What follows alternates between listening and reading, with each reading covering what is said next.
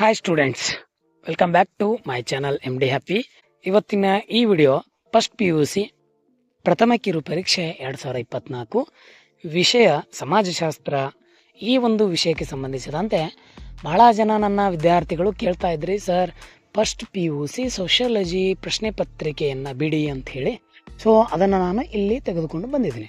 So ಭಾಳ ಜನ ವಿದ್ಯಾರ್ಥಿಗಳು ಏನು ಮಾಡ್ತಾ ಇದ್ದೀರಿ ಅಂದರೆ ಕೇವಲ ವೀಕ್ಷಣೆಯನ್ನು ಮಾಡ್ತಾ ಇದ್ದೀರಿ. ದಯವಿಟ್ಟು ಸಬ್ಸ್ಕ್ರೈಬ್ ಆಗಿ ಅಂತ ಹೇಳ್ತೀನಿ. ಸೊ ಭಾಳ ಜನ ವಿದ್ಯಾರ್ಥಿಗಳು ಸಬ್ಸ್ಕ್ರೈಬ್ ಆಗ್ತಾ ಇಲ್ಲ, ಕೇವಲ ವಿಡಿಯೋನ ವೀಕ್ಷಣೆ ಮಾಡಿ ಬಿಡುತ್ತಾ ಇದ್ದೀರಿ. ದಯವಿಟ್ಟು ತಾವೆಲ್ಲರೂ ಏನು ಮಾಡಿ ಅಂತಂದರೆ ನಮ್ಮ ಚಾನಲನ್ನು ಸಬ್ಸ್ಕ್ರೈಬ್ ಆಗಿ ಅಂತ ಹೇಳ್ತಾ, ಮತ್ತು ನಿಮ್ಮ ಸ್ನೇಹಿತರು ಕೂಡ ಇದ್ರ ಬಗ್ಗೆ ಹೇಳಿ ಅಂತ ಹೇಳ್ತೀನಿ.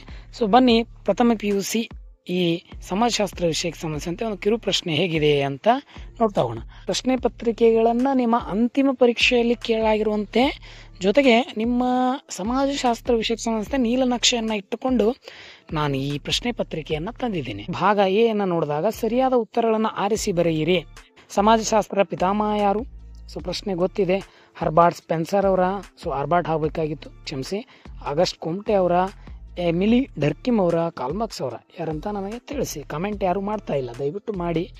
ಪ್ರಾಥಮಿಕ ಸಮೂಹಗಳ ಪರಿಕಲ್ಪನೆ ಪರಿಚಯಿಸಿದವರು ಯಾರು? CH ಕೋಲೆ ಅವರ, ES ರಾಸ್ ಅವರ, WG ಮನ್ನರ್ ಅವರ, ಮೆಕ್ಯಾವೆರ್ ಪೇಜ್ ಅವರ? ಯಾರು ಅಂತ ಹೇಳಿ. ಮಾನವ ಸಾಮಾಜಿಕ ಸಂಘಜೀವಿ ಎಂದು ಹೇಳಿದವರು ಯಾರು? Aristotle, Kautilya, Plato, August Comte. ಖಾಲಿ ಬಿಟ್ಟ ಸ್ಥಳ ಆವರಣದಲ್ಲಿ ಕೊಟ್ಟಿರುವ ಸರಿಯಾದ ಉತ್ತರವನ್ನು ಆರಿಸಿಬೇರಿ. ಬಿಟ್ಟ ಉತ್ತರಗಳನ್ನ ಕೊಟ್ಟಿದ್ದಾರೆ, ಆ ಉತ್ತರವನ್ನು ನೋಡಿ ಕೊಟ್ಟಿರುವಂಥ ಪ್ರಶ್ನೆಗೆ ಸಂಬಂಧಿಸಿದ ಉತ್ತರ ಬರೀರಿ. ಇಂಡಿಯನ್ ಸೋಷಿಯಾಲಜಿಕಲ್ ಸೊಸೈಟಿಯನ್ನು ಸ್ಥಾಪಿಸಿದವರು ಡ್ಯಾಶ್. ಸಮುದಾಯ ಡ್ಯಾಶ್ದ ಉದಾಹರಣೆ ನೀಡಿ ಅಂತ ಹೇಳಿದ್ದಾರೆ. ವ್ಯಕ್ತಿಗಳ ನಡುವೆ ಸಾಮಾಜಿಕ ಸಂಬಂಧಗಳಿಗೆ ಕಾರಣವಾಗುವ ಅಂತಕ್ರಿಯೆಯನ್ನು ಡ್ಯಾಶ್ ಎನ್ನುವರು. ಸೊ ಉತ್ತರಗಳು ಆಲ್ರೆಡಿ ಕೊಟ್ಟಿದ್ದಾರೆ, ಅವುಗಳನ್ನು ನೀಡಿ ಉತ್ತರವನ್ನು ಬರೀರಿ.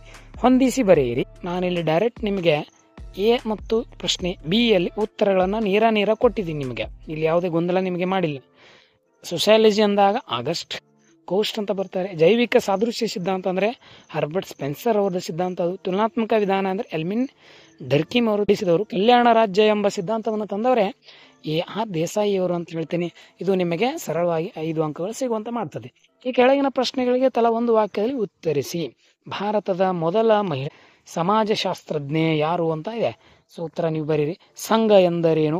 ಇನ್ನು ಭಾಗ ಬಿ ಯನ್ನು ನೋಡಿದಾಗ ಕೆಳಗಿನ ಯಾವುದಾದ್ರೂ 4 ಪ್ರಶ್ನೆಗಳಿಗೆ ತಲಾ 2 ರಿಂದ 3 ವಾಕ್ಯಗಳಲ್ಲಿ ಉತ್ತರಿಸಿ. 2 ಅಂಕದ ಪ್ರಶ್ನೆ. ಸಮುದಾಯವನ್ನು ವ್ಯಾಖ್ಯಾನಿಸಿ. ಸೊ ಸಮುದಾಯಕ್ಕೆ ಸಂಬಂಧಿಸಿದಂತೆ ಯಾರೆಲ್ಲ ವ್ಯಾಖ್ಯಾನಗಳು ನೀಡಿದ್ದಾರೆ, ಒಂದು 2-3 ವಾಕ್ಯಗಳನ್ನು ನೀವು ಬರೀಬೇಕಾಗ್ತದೆ ವ್ಯಾಖ್ಯೆಗಳನ್ನು. ಸ್ವಾಂಗೀಕರಣ ಎಂದರೇನು? ಬೌದ್ಧ ಸಂಸ್ಕೃತಿ ಎಂದರೇನು? ಕುಟುಂಬದ ಪ್ರಕಾರವನ್ನು ಬರೆಯಿರಿ. ಬಹಳ ಜನ ವಿದ್ಯಾರ್ಥಿಗಳು ಹೇಳ್ತಾ ಹೋಗ್ತಿರ್ತೀನಿ ನಾನು, 1, 2, 3 ಅಧ್ಯಾಯವನ್ನು ಸಂಬಂಧಿಸಿದಂತೆ ಕಿರು ಪರೀಕ್ಷೆಯನ್ನು ನಡೆಸಲಾಗ್ತದೆ. ಸೊ ಇಲ್ಲ ಕೆಲವೊಂದು ಕಡೆ ಏನಾಗ್ತದೆ ಅಂದರೆ 1 ಅಥವಾ 2ನೇ ಅಧ್ಯಾಯದ ಮೇಲೆ ಸಹ ಕಿರು ಪರೀಕ್ಷೆಯನ್ನು ನಡೆಸಲಾಗ್ತದೆ. ಸೊ ಆಯಾ ಕಾಲೇಜಿನ ಆಯಾ ಶಿಕ್ಷಕರ ಒಂದು ಬೋಧನೆ ಅವಧಿಯ ಮೇಲೆ ಹೊಕ್ಕದೆ ಅಂತ ನಾನು ಹೇಳುವಾಗಿಲ್ಲ. ಭಾಗ ಸಿ. ಕೆಳಗಿನ ಯಾವುದಾದ್ರೂ 2 ಪ್ರಶ್ನೆಗೆ ತಲಾ 15 ವಾಕ್ಯಗಳಲ್ಲಿ ಉತ್ತರಿಸಿ. ಅನ್ವಯಿಕ ಸಮಾಜಶಾಸ್ತ್ರದ ವಿಧಗಳನ್ನು ಸ್ಪಷ್ಟೀಪಡಿಸಿ. ಸಮಾಜದ ಗುಣಲಕ್ಷಣಗಳನ್ನು ಸಂಕ್ಷಿಪ್ತವಾಗಿ ವಿವರಿಸಿ. 15 ವಾಕ್ಯ ಅಂದಾಗ ಮಿನಿಮಮ್ ನಿಮಗೆ ಈ ಪೀಠಿಕೆ ಮತ್ತು ಉಪಸಂಹಾರವನ್ನು ವಾಕ್ಯ ರೂಪದಲ್ಲಿ ನೀಡಿದಾಗ ಪಾಯಿಂಟ್ಗಳ ರೂಪದಲ್ಲಿ ನೀವು ಈ ಸಂಬಂಧಿಸಿದಂಥ ವಿಧಗಳನ್ನು ಬಿಡಿಸಬೇಕಾಗ್ತದೆ.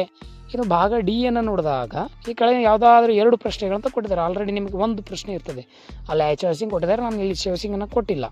ಸಮಾಜಶಾಸ್ತ್ರ ಉಗಮಕ್ಕೆ ಕಾರಣವಾದ ಅಂಶಗಳನ್ನು ವಿವರಿಸಿ. ನಿಮಗೆ ಕೊಟ್ಟಿರುವಂಥ ಕೊನೆಯದ್ದು ಏನು ಅಧ್ಯಾಯ ಇದೆಯಲ್ಲ, ಸಮಾಜಶಾಸ್ತ್ರದ ಸ್ವರೂಪ ಮತ್ತು ಉಗಮ ಏನಿದೆಯಲ್ಲ, ಆ ಪಾಠಕ್ಕೆ ಸಂಬಂಧಿಸಿದಂತೆ ನಿಮಗೆ ಬಹಳ ಸಾರಿ ಪ್ರಶ್ನೆಗಳು ಬಹಳಷ್ಟು ಕೇಳೋದ್ರಿಂದ ಆ ಪಾಠವನ್ನು ಗಮನಿಸಿ ಅಂತ ಹೇಳ್ತೀನಿ.